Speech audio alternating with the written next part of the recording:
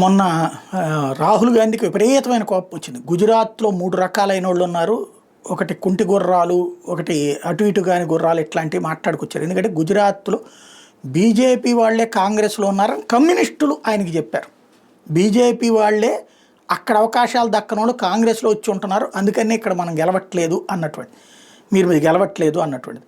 అందుకని ఇప్పుడు రాహుల్ గాంధీ అవసరమైతే మేబీ రేపు ట్రిప్ ఆమ్ ఆద్మీ పార్టీ కమ్యూనిస్టులతో కలిపి పొత్తు పెట్టుకుని వెళ్ళడానికి సిద్ధపడుతున్నాడు. గతంలో చాలా ప్రయోగాలు చేసేసాడు. 3 కులాలని రెచ్చగొట్టి భారీ ఎత్తున చేసిన చివరి నిమిషంలో 15 సీట్ల తేడాతో ఆ రోజున కాంగ్రెస్ పార్టీ ఓడింది.